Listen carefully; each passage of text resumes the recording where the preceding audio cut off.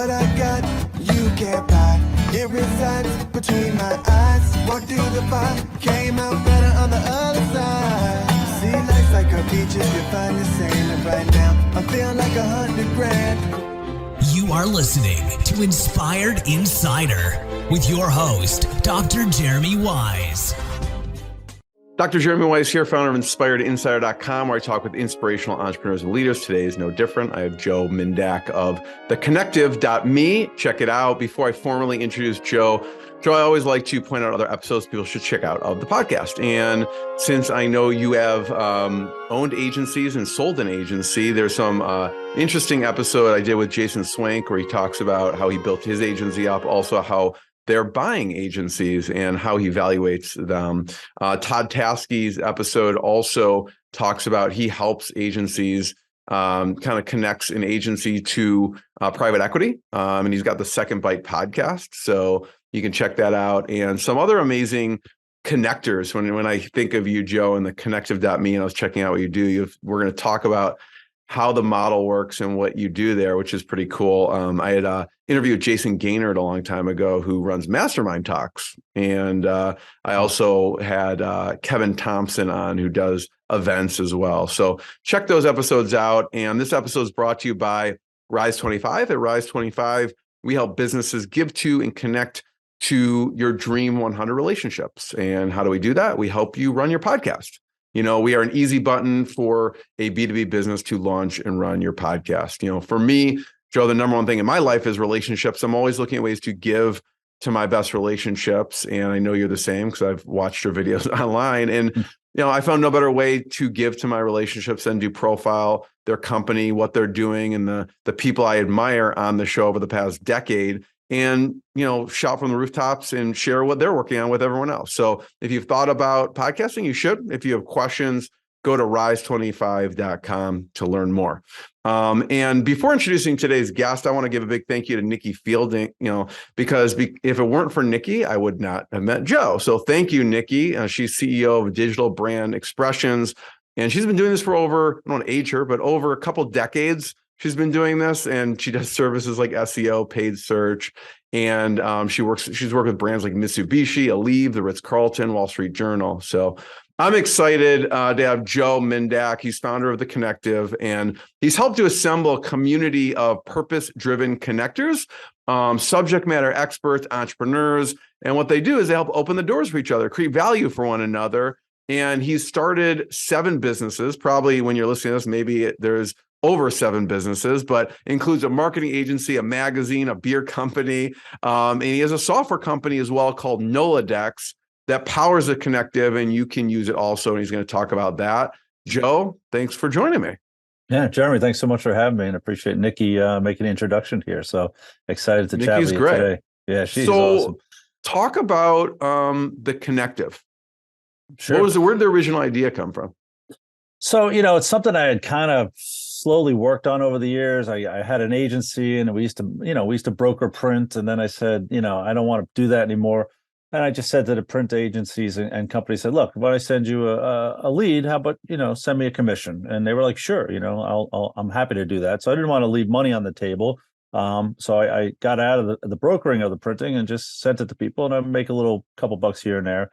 And then when I sold the agency, I was always a connector. I was always the guy opening doors for people and making introductions to people. So when I sold my agency, people still called me. They're like, hey, Joe, I need a website. I need a video. I need whatever. And I said, okay, well, I don't do that anymore, but tell me a little bit about what it is that you need. And then based on what they gave me, I would say, all right, you know what, Jeremy, this agency would be perfect for you. I know this group. I've worked with them before. They're the best WordPress agency I know. And I make the introduction, and they were happy because they got an introduction to a great resource that could do a good job for them and do it well. And the agencies were happy because I just got them a $100,000 project, and just by making an introduction. So I started taking that same model and saying to the agencies, listen, how about I bring you some more business? And when I do that, you pay me a comfortable commission that you feel, you know, that with your margins, what you can give. And the agencies were more than happy to do that because they had no overhead as far as paying me a salary or you know, taxes, benefits, any of that as far as what you would have to pay a salesperson. If I brought them a piece of business and they closed the deal, they pay me a commission. So everyone was happy. So I did that the first year, And I kind of did it, as I was growing the beer company. I was working on this wedding a site I had working on, and I did it kind of as a side gig, really. And I brought in $84,000 in commissions. So it wasn't a bad little side gig. And I said, well, what if I got a bunch of other people like myself that just love to sell, love to get out there and connect people, love to network, and let's bring them all together and figure out how do we bring in business, help each other get business, and then split up the commissions that come in. So that's really how the Connective was born. I know when I was researching this, you have a bit of a selective process. How do you decide as far as membership goes? Yeah, so originally I wanted to, everyone wants to build their own networking, right? Everyone wants to build a better mousetrap. We've all been in networking groups over the years, and B&I groups are great, right? I was in them for 10 years, and those are great to a certain point. But what I found was I wasn't getting the caliber of the people that I wanted to make the introductions that I was looking for, right? I was getting leads for a website for $1,000, where my agency was doing websites for $100,000. So it just wasn't the right, caliber for what it was. I think B&I is great for local, really local stuff, and I would always tell people to join a B&I group or a LaTip, whatever it might be. So I really wanted to bring in a different caliber of people, to bring in a different caliber of business. So we really wanted the vetting process to be, companies that were really kind of B2B focused, and really bringing us into entries into that mid-level size company that a couple $1 million plus company up to $100 million or so, that really are talking to the CEOs of the company or the CFOs, CMOs, and they have some money to spend, and that they're looking for a solution, not the cheapest person on the block. So originally I said, I'm going to invite 20 people that I really hold near and dear to my heart, that I've dealt with, I've been in business with. I know I could trust these people. They do a great job. And I'm going to be happy to introduce them to somebody, and they'll be happy to introduce the other people. Because if you're going to introduce somebody to your client, you better make sure they're going to make you look good, right? So I brought in those original 20 something people to join this and said, look, guys, here's what we're doing here. We're going to introduce each other. We're going to share commissions when those things come in. And then we're going to grow this group, organically, by all of us bringing other people in. So the Connective is only grown by people, members inviting other members. So it's an invite only type group. And then even when you're invited, we're going to vet you out, right? So we're going to bring you to a couple meetings. We're going to put you in a room with other members. They're going to talk to you and make sure that, hey, let's check this Jeremy guy out, make sure he's really legit, and how people act, right? A lot of it's just a gut call from the beginning. We have the members really say, I'm vouching for this person, but then it's a gut call to say, you know what, I had a really great one-on-one with this person in a breakout room, or, this person just dominated the conversation, wouldn't let me get a word in edgewise. We don't want that type of person. So we go through, a couple phases of vetting people out. And we've had people call after the meeting and say, listen, I know this person. I've dealt with them in the past. I don't want them in the group. And that members are the ones that call that out. So we've turned down probably a lot more people than we let in over the years. And Joel, as far as networking groups go, everyone, there's different business models, and you've kind of taken a unique approach for the business model of the group as well. So I'd love for you to talk about that. Yeah. So, part of my problem, again, with being in other groups was, not so much the program or how they ran it or anything. It was just that I was always the guy giving the referrals. And at the end of the month, I would get this plaque that said, you gave out the most referrals, and they put it in a cheap $2 Michael frame, and I put it on stack with the other ones. Well, I wanted that business back, and I wasn't getting the referrals back. So I decided to say, look, I'll give you all the business you want, Jeremy, but you pay me for that. I have the people to introduce you to. And, the incentive wasn't there. When I go onto LinkedIn and say, Jeremy, can you introduce me to Nikki Fielding? You'd be like, Joe, I don't know. We met on a podcast. We met at some group a couple months ago. I don't know you well enough to introduce you to my person. So a lot of times on LinkedIn, I would just not get a response. So I said, well, hey, Jeremy, introduce me to Nikki, and you can make $10,000. That changes your tune, right? So I decided to say, bring people in and say, listen, when you make an introduction that leads to business, you will get 50% of whatever that commission comes out to be. Now people are looking at it a little different way. Wait a second, I'm going to make an introduction. Whatever I make, I want to partner with everybody. I didn't want to say, hey, Joe Mindak's going to take all the money. No, Jeremy, it's your connection. Nikki, you get the introduction for me. I've been trying to get into her business for a while. I can't get a meeting. You get it for me. Great. You get it for me, and we bring in 10 grand. You get 5, I get 5. We bring in 100 grand. You get 50, I get 50. So really the model is don't worry about it if you're not giving out referrals. I don't care if you ever give me a referral back, because when I give you one, I'm getting paid for it. And that changes the whole dynamic of how you're networking, right? So it's really been a really good platform. People are really happy with it. We have people in the group that may not close a piece of business for their company for a whole year, but you know what? They made $30,000 in giving out referrals to everyone else in the group. So it's that two-way street that really works well. So does a portion then go to the person, and the portion then goes to the group, the connective? Exactly, yeah. And then we have people that run the chapters that get a portion as well, because the way, again, we want to grow this organically is to open up in different markets and say, all right, Jeremy, you're in the Philadelphia market. You open up, you bring your network to the table, and for that, you're going to get paid to do that as well, and we'll partner up with you. And that's the way you really make sure that they're bringing the right people in. They're not just bringing people in. Again, we want to protect the reputation of the group and the people we bring in. And their job is to bring people in. We'll build the whole back end. We take care of all the business side of it. Invoicing, contracts, everything is done on our end with our platform. You just go out and bring in a really good group of people to your platform, your chapter. I mentioned, Nolodex, and people can check it out, nolodex.com, NOLODEX.com. And the Connective is powered by Nolodex, and people can also use that as a separate software. But talk about, starting a whole separate software company is a big ordeal, right? So talk about how it's powering the Connective. Yeah. So when I started the Connective, and when it was the first 20 people, it was easy. Put an Excel file and let's see who Larry introduced. And that's one thing. When you're now we're close to 150, 160 people, and by next year we'll be well over 500 people. That's a little harder to keep track of. So I looked for different softwares. Method was the one I looked at first. That's why our email is our domain is the connective.me, because that's what we set it up on originally. It was Method. It worked somewhat, but it didn't have everything we wanted.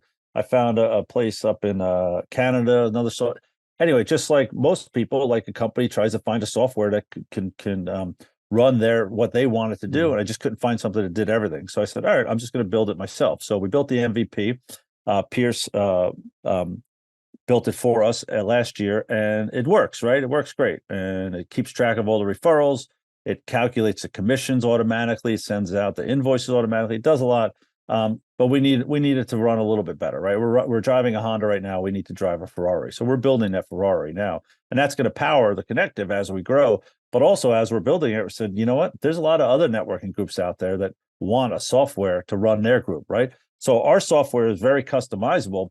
You could take it and run your BNI group and run it more efficiently with all the calendar invites are in there. Zoom is right on the platform. Slack is right on the platform. All those features. We have a CRM system all built into one platform. So you could successfully run your networking group through this platform. And we haven't seen anything out there that's running everything on one platform, right? So part of it is, hey, if you want to run your networking group, you could use this.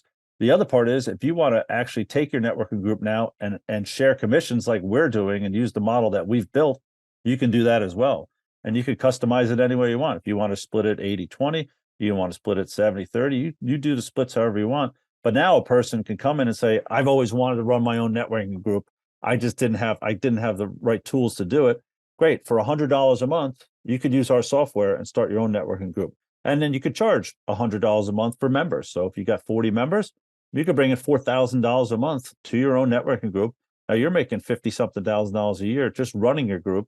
You're front and center running the group. So your business is front and center in front of all these people. And then you could also bring in commissions. If commissions, say $100,000 in commissions come in the group and you're splitting that, you made another 50 grand, or you could do it any other way you want. And then the other thing that we do, it's multi-tenancy. So we could have different tenants. So you could be part of this group that you're running, right? Jeremy's networking group, but also you might be part of the Columbia Alumni Association. So now you could go in your alumni association and say, all right, I want a website, or I want IT, I want whatever service I'm looking for. Great. Hire someone that's a Columbia grad, and then part of that commission goes to the Alumni Association, or part of it goes to your charity, the Boys and Girls Club, whatever you want to use this for. You could use this software to do anything you want. So you could raise money for charities. You could do. I'm on the board of a hospital. Like, there's 35 members that are pretty high up in business on this board. We should all be connecting to each other for what we need, and then a portion or all of it, if you want, anything that comes in a commission can go right to the hospital, right? We're there to raise money. So why not? If I need a website, I'm going to spend $100,000 on a website, I might as well find somebody that's on this platform that $10,000 will be donated to the hospital for that. So there's a ton of different uses for the software. So what were the we're core excited. features, Joe, that you were looking for early on when you were creating this Well, one of the that main you things couldn't find? one of the main things was, the fintech part of it, right? So, over the years, earlier on, 10 years ago, people didn't want to transfer money across, websites and platforms. Now that's gotten a lot more secure and all that. So we couldn't find a platform that we could actually calculate all the commissions, right? Something to track all the referrals and like a CRM system to say, hey, Jeremy, you got a lead, last month. What's going on with that? Oh, so this thing automatically sends a note to you, says, hey, did you follow up that person? And then if a deal closes, the system automatically calculates out of all the different members and all the 7%, 8%, 5.5%, it calculates the commissions. Then it actually takes those commissions and splits it to whoever it goes to, right? So if you're doing a charity and you're like, oh, 80% goes to charity, great. It'll take that $100, give $80 to charity, 20 bucks to you. It automatically does everything. So we couldn't find a platform with that financial tech in the background that could do that. So one of the main features was that. And then we just really couldn't find something that did everything, right? We use Google Calendar, which is a horrible system. I don't know how Google's calendar is so bad, but we use one calendar system, and then you have Slack, and then you have to go into Zoom or Teams or this or that. It's like there's 7 different things you got to do to run this. No, come here, go to Nolodex, and everything you want is right on that platform. Invite people to a meeting, have the meeting right on the platform in Zoom, have a Slack channel for anything that people want, have a CRM to track all your referrals or once you've given or received. And then when you close that deal, close it on the platform, pay it on the platform, collect your money on the platform. So it seemed like initially the having a CRM and then be able to calculate commissions and pay out the commissions was a pain point. And then you realized, well, we're using these other systems. So now, you can create the calendar through there and then connect the Zoom through there and do the chat through there. Yeah, I mean, the one platform I found that was pretty good out of Canada was great. And they're like, well, yeah, we could customize it for you. It's going to be $30,000 to customize it, and then you could pay us a licensing fee of $10,000 a month to use our platform to go out and use it. And I said, well, I'm not going to pay you $30,000 and another $120,000 to license this thing to use it. I'm going to take $150,000 and just build my own platform, right? So part of it was that there was nothing that had everything in it, right, that we needed. I think that was probably the biggest part. To say, hey, let's just build this thing as best we can with every feature that someone would need in a networking group. At the core of the connective is obviously connecting people and having people help each other and make introductions. What have you found that helps make it easy for people to make introductions? Because I think some people, I know for me, I maybe make 5 to 30 introductions in a day. Okay. And that's just top of mind. I'm always trying to do that. It's not always natural for someone to do those things. So what are some of the maybe mistakes people make when making connections, or what have you found that helps make it easy for people to connect others together? Well, not everyone's a salesperson, right? So to be a really good connector, typically you're a pretty good salesperson. You're a person that's always talking and loving to talk to people. You're very extroverted, right? I'm not, obviously, but no. But people come in like, I don't do things that way, right? I don't do things that way. Nikki was like, I don't run business this way. I don't connect. And now she's, one of the best members of the group, and she's learned to do it. So we all along the way, we try and teach people different ways to, keep their ears open on how you could connect, who you could introduce each other to. And sometimes it's not that you're that person outwardly like you making 5 to 30 connections a day. You don't really do that. So we help you do that, right? So we'll go on to LinkedIn and say, listen, we have a new member come in and say, hey, here, give us a list of companies that you're trying to break into, and give us specifically the person you want to talk to at that company, and we'll find the connection for you, right? So we facilitate a lot of that. So we do what's called a hot list, and we'll say, listen, send over 20 companies you want to break into, and send over the CMOs of those companies that and then send it to us, and we'll go through that list and see who in the connective has a connection to either that person directly or has into that company through somebody else, right? So Nikki actually just introduced, Young, one of our members, sent over a hot list, and he was trying to get to the CEO of his company. I didn't know the CEO, but Nikki knew the head of marketing very well. So she was able to hit up the head of marketing, who introduced him to the right person at the company. And now Young is doing business with that person, right? So we try and find ways to connect. We don't just sit here and say, hey, come to our meetings and hopefully you'll connect with somebody. Like, we're doing some proactive things to make sure that people are getting those introductions done. So even if you're a very introverted person and don't like to make connections, I'll send you a note and say, hey, Larry, you're connected to, Joe Smith on LinkedIn. Do you know that person well? Yeah, I went to college with Joe. I talk to him once a week. Oh, great. Can you make an introduction? And the one thing we do is warm introductions to somebody that wants to talk to you. So even if you know Joe Smith, I'll say, Larry, do you know him well? Yes. Is he looking for a new IT solution? So you'll reach out to him and say, hey, Joe, listen, I got this company wants to talk to you about IT. Is that something? Oh, yeah, Larry, actually, you know what? Our IT company sucks and we're really looking for a new one. I'd love to talk to that person. That's when we make the introduction. So we're teaching everyone to not just throw out BS introductions just because you might know somebody. We want to introduce you to somebody that you know well that wants to talk to the other person about what they're selling, right? We don't want to force any leads because that never works, right? So if I'm giving you a warm referral to my college roommate that wants to talk to you about Rise 25, specifically, they're looking to start a podcast, that's a great referral for you. And the close rate is going to be a lot higher. Yeah, you kind of answered the next question I was going to ask, which is, what do you recommend from an outreach message? And I do the same thing, which is a double opt-in intro. So because you don't want to introduce someone just randomly. I've gotten those. You've probably gotten them. Sure. Well, I didn't even agree to talk to this person. So I was going to ask you a recommended outreach, but which is, it sounds like Nikki would just, say to the person, hey, here's this person, here's their service. If you're looking for it, cool, I can introduce you. If you're not, that's fine too. Just let me know. Like that, just making sure it's a fit, that you're not just going to introduce people without them wanting to be introduced. So it sounds like you're basically reaching out, having the people reach out first and say, is this even something you're interested in? If so, I can make an introduction. If not. Is that accurate? Exactly?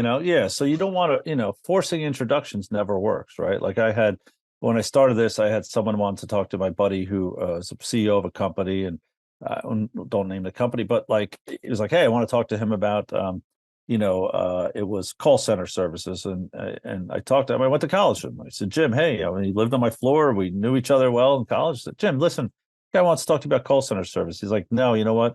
We use local people, part of our strategy to give back to local community. We only use local people for that type of service. Great. And the person was like, well, can you just make an introduction for me? I said, no, he doesn't. This is part of their thing.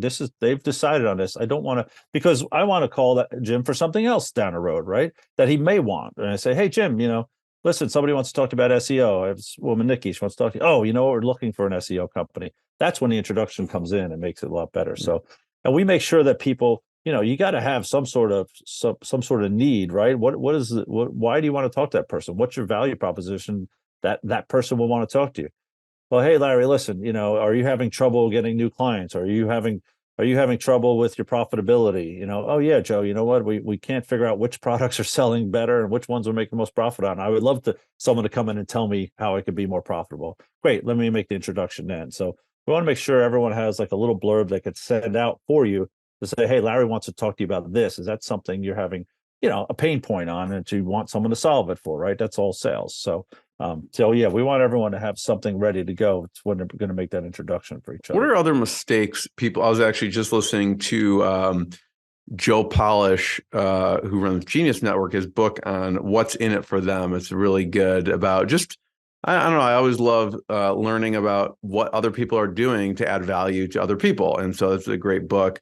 What are other mistakes people make when forming relationships? And one we just talked about, connecting people without approval, not doing a double opt-in, right? Mm-hmm. What are other mistakes you see people making when, connecting or making introductions? Well, you don't want to be selling at people. You want to be selling through people, right? I'm like, hey, Larry, buy my services, buy my, hey, Joe, listen, push, this is what I do. I sell websites, buy my website. No, you want to tell those people, this is what I do. And this is the value I could bring to your clients, right? Because a lot of time, if you can bring a value to your client and they come back and thank you, hey, Larry, thank you so much for, introducing me to that. Chris, you introduced me to this person. They've done a great job. I'm really happy. They're going to come back to you again and again for other services, right? And with us, it works great because if they keep coming back to you, you're getting that commission on each time they come back to you for a resource, right? So not selling at somebody and just trying to push your services on another member or somebody that's going to be someone that wants to introduce you to somebody else. They're going to sell through. You want to sell through them to say, hey, here's the tools. You could sell my services to your clients and other people too, right? So a lot of times people are just trying to cram a sale down your throat. It's like, no, I'm here. We're all here to help each other open doors. Not me. I'm not. Don't try and sell me. We'll use each other for services if we need it. But, don't try and sell at the person you're talking to, right? We're all in this group together to open doors. How can I open a door? And what's the best way I could open that door for you? Give me the tools to make sure I could open that door when it's the time to do it.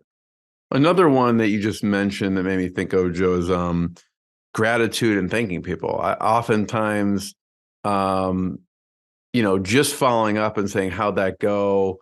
Thank you for referring, or, just following up on something is key. There's so many times while, make an introduction, then a few times people are like, hey, thank you. Like later on, this is like actually informing me how it went, just giving me an update.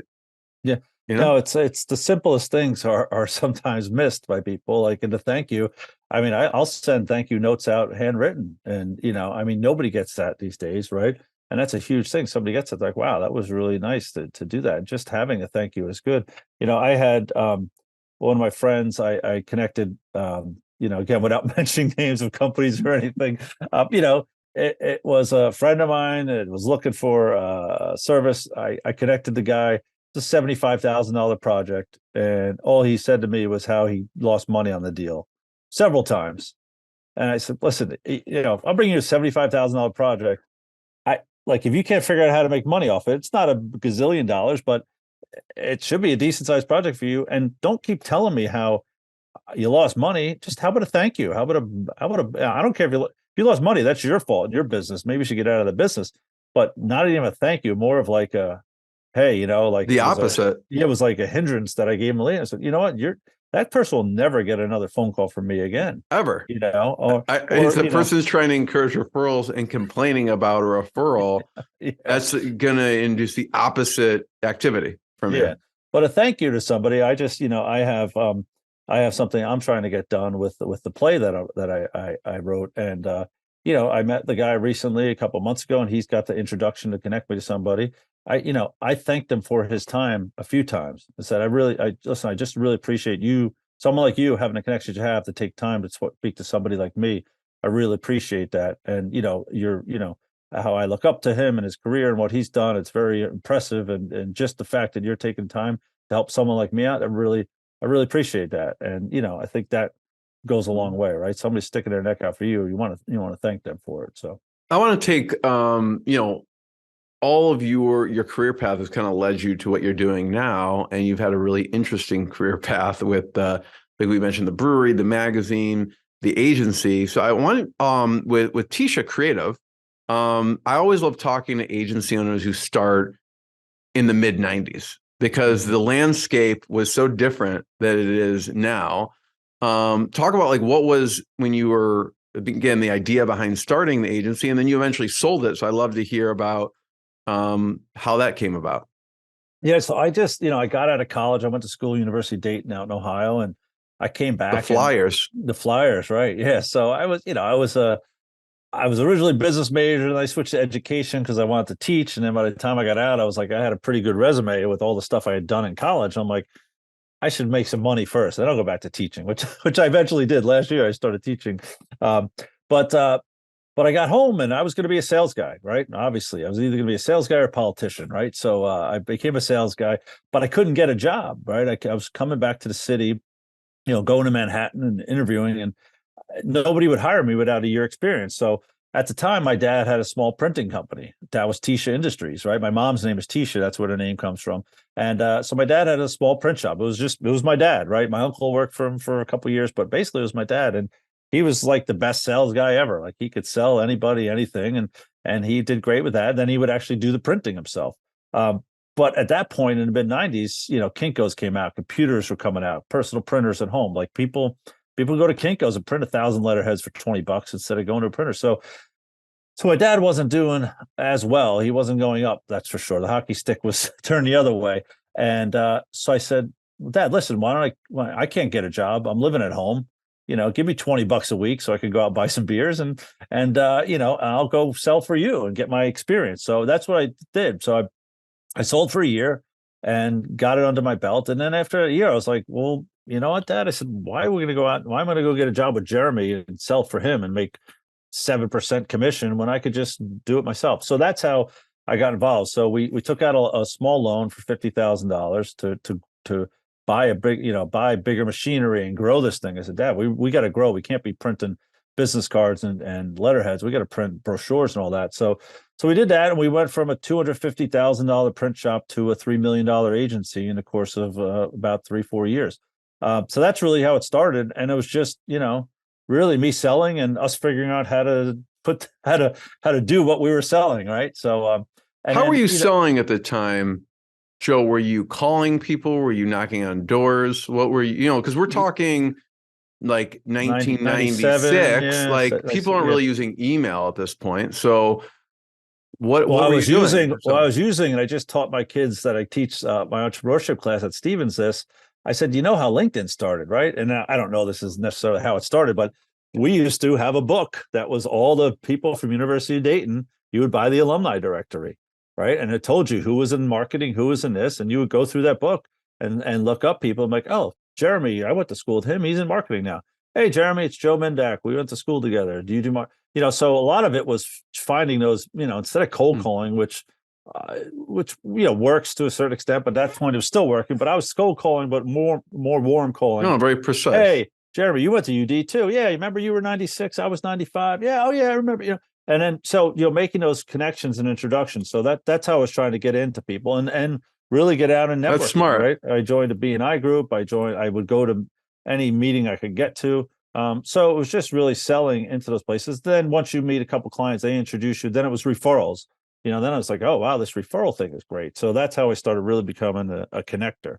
So we grew the agency to a nice size, and then as things grew, right, emails came out, the websites got bigger. Oh, we better start doing websites. Oh, well, we better start doing email. Oh, and I would just hire people that knew what the hell they were doing in those aspects, and then I would go out and sell whatever was new, right? I was just telling Nikki that I didn't know what SEO was. Somebody's like, do you guys do SEO? I was like, of course we do. That's one of the services we offer. And I hung up the phone and called my creative director, like, Kevin, do we do SEO? He goes, yeah. I go, what is that? He goes, search engine optimization. This was like 2008 or something like that. And SEO was just getting popular. So, we just kind of grew with the times and sold whatever, just added the right people to, I would always hire really good people that knew what they were doing, right? And then it was easy for me to sell that. I love how you stuck in your superpower and sweet spot, right? It's like you were selling, you weren't going to try and figure out how to do it. You were just going to hire the pros that knew it and just stuck in what you do best. Yeah, because if I got the right people to do a good job, and I could get to the person. I knew how to do that. I knew how to get in the door and say, listen, Jeremy, we're the best in SEO right now. Oh, you are? Yeah, let me introduce you to this person. And I told my wife recently, I said, do you know who the best person at my agency was? The salesperson? She goes, yeah, you were. I go, no, Simon was. Simon was my developer, right? So I would bring in people that needed a website, really high-end, sophisticated website. I could get them in the door, do my little song and dance, and be like, oh, come on. Then when I get them to the office and they meet Kevin, the creative director, okay, I got that. Then they start talking to Simon about the technical aspects of what they need to build. They would be like, is that guy going to be on my project? I'm like, yeah, he's the head developer. Okay, we're hiring you guys now. So they wanted the smart person, right? I was a sales guy, right? They wanted to talk to somebody and make sure that, they knew they were going to get what they were looking for. Like, I need this thing to be built that could do this, and that guy's going to build it. So that, having the right people and the people that could, make me look good once I sold the thing was great. Then it was easy to do that. So, yeah, John, I want to hear about how the sale came about. And I love hearing about the evolution of the services, right? Because it started off with, business cards, printing, brochures, then kind of went to websites, and then the email and SEO. And as a new thing came up, you were kind of adding these suite of services on. How did it eventually the sale come about? So back in 2007, I bought my partners out, and I was like, I'm going to sell the agency. We're at our height, we're doing about $3 million. And I was like, I could sell this for a decent amount. Came down to two agencies. I had a buyer, and the buyer chose the other agency. The other agency had a lot more healthcare experience than we did. So that's why we lost out. He liked us, we're neck and neck, and just that was the line in the sand, which one he would go with. So this guy, his name was Daz, and he went with the other agency. About 5-6 years later, he called me. He said, "Hey, what are you doing, Joe?" I said, "No, Daz, how you doing? Good. Yeah, I remember you, all that stuff." Because the other agency went south. It folded. So he's like, "I should have bought you guys because we were still going." The other agency folded, but he became a business broker. He's like, "I sell businesses now." I said, "Oh, that's interesting." He says, "Do you want to sell your business?" And I was like, I don't know that I have anything to sell, Daz. I said, we're doing," and this was now probably 2009, 2010, after the whole economy took a tank and marketing was down. So our sales were down and all that, but we had started the magazine, and I said, no, this was probably, I'm sorry, more like 2000, probably 12, I think 12 or 14. So I said, listen, we're doing okay. We weren't doing as good as we once were when you went to buy us, but take a look. I don't know. I'd be interested to see. So, you're running your agency, not really paying attention to the finances, in depth, because we're spending money on different things, and you're running things through the business, whatever. So he comes in and pulls all the numbers out, and I'm like, wow, if you really pull out this and that, we have something to sell. So I said, all right, you know what? Put it up on the market. So we put it up as a joint purchase. You get the magazine and the agency, because the agency the magazine was actually driving traffic to the agency, because we made this beautiful magazine, really high end magazine, because all the people in Hoboken were marketing professionals or young professionals working in companies or starting companies. So they would get our magazine and call us for our creative services. So anyway, the magazine drove traffic to the thing. So we wound up putting them both up, and all of a sudden we're getting people interested, and on both or joint, whatever. And then I wound up selling them separately. We actually had a digital marketing agency in Hoboken, a guy I knew, and he had bought the agency. And then actually my original publisher on the magazine, Chris Halloran, just happened to text me. He says, "Hey, look, I lost my publishing gig in the city, the magazine. Do you have any work for me?" And I said, "Actually, I might have something interesting for you." So he came, I met with him and had a beer. And I said, "Listen, we're selling the magazine. Nobody knows that. If you're interested, I'll let you know what we're selling it for. And if you could, I made a sweeter deal with him because he really loved the magazine. So I was able to sell it to somebody that I really, trusted and knew they were going to take care of it, because that was our baby. We really started that thing from scratch. And so Chris ran it for the last 5-6 years. He only shut it down because of the pandemic, and it was all local advertising, and just, you can't charge people to advertise when their business is shut down. So, but he did a good job, ran it, like I said, 5 or 6 years after I sold it. So, yeah, so it came out all right. Interesting journey. Yeah. I want to talk about future generations. So you are adjunct instructor, and you teach, entrepreneurship, innovation. What are some of the things you're teaching now, and what's the questions you're getting from the students?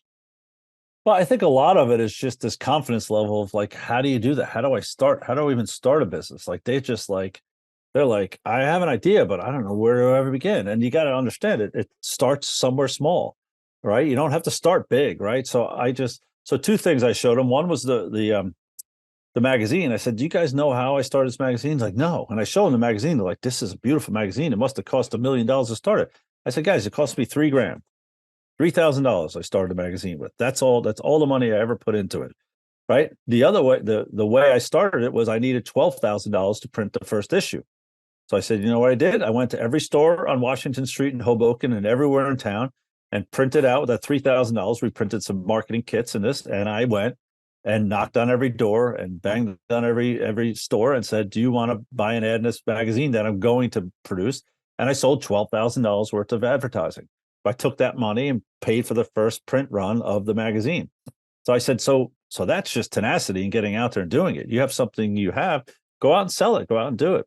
And I said, the other thing that came from that was, and I just showed them recently in class, we did a music festival. So the first music festival was one guy with an acoustic guitar with a little banner on a 1-foot stage. I said, look at how cool this music festival is, right? I showed them the video. They were like, yeah, whatever. And then I showed them the festival 3 years later with a big stage on Pier A, 10 bands, beer garden, 5,000 people there.